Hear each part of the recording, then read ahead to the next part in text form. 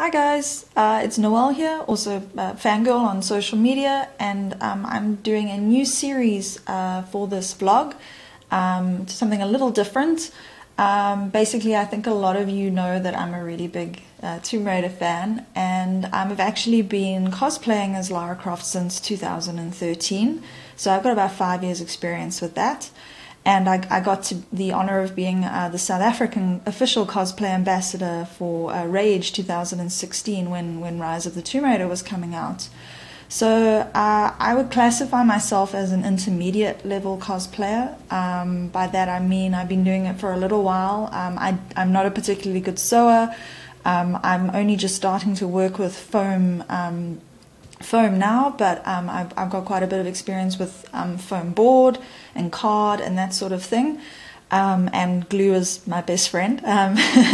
But I think the thing that for me, my favorite part of cosplay is about finding solutions. It's about faking it to make it. And that was really, really great when it comes to Tomb Raider cosplay, particularly in relation to the rebooted Lara Croft, because she is a very self-sufficient and very resourceful sort of on-the-fly crafter. It's an element of the gameplay in the games. And so when you're doing a Tomb Raider cosplay, it's really fun in that regard because you sort of are already cosplaying and bringing the costume and the props and everything else to life.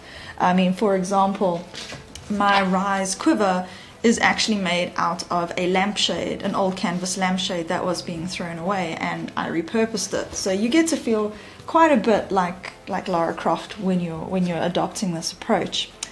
So really the point of this series is that this is going to be a diary of my approach to cosplaying Shadow of the Tomb Raider.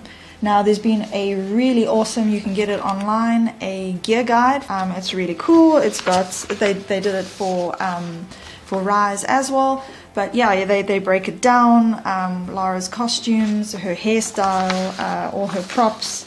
It's really, really handy. So I will be using that as a primary resource. But basically I'm working towards having the costume finished for some of the big South African cons that are happening in September or so. So I've got a bit of time and I'm not rushing it, and trying to fit it around a full-time job and everything else is quite stressful. So really the point of this video series is that I will be sort of breaking everything down in terms of my approaches to these things, the issues that I encounter, any roadblocks, any stumbles, my successes and failures. And so I hope I can pass this knowledge on to you, and that it's useful for you in sort of speeding up your process.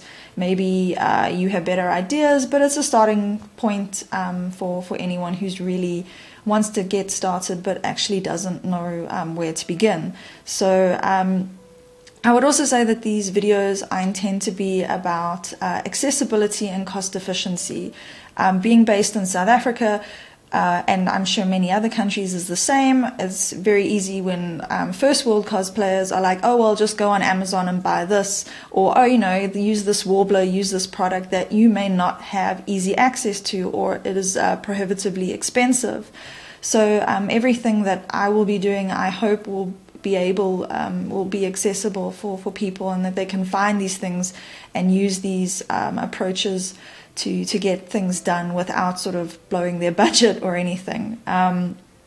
So just to clarify that this will be my experience going about this as an intermediate level cosplayer. There are much better resources, and I'm sure they're growing every single day as more and more cosplayers tackle this outfit and use the gear guide and any kind of problem solving that they encounter.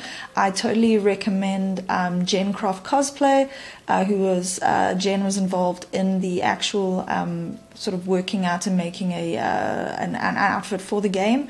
And then there's also Tomb Raider Cosplay, which is Sarah and various other cosplayers around the world who've been cosplaying as Lara Croft for a very long time. There's also a Facebook group for the same sort of people, and these are excellent resources if you have any questions or want to get started, or yeah, people just offering recommendations about what sort of products and things that they can use.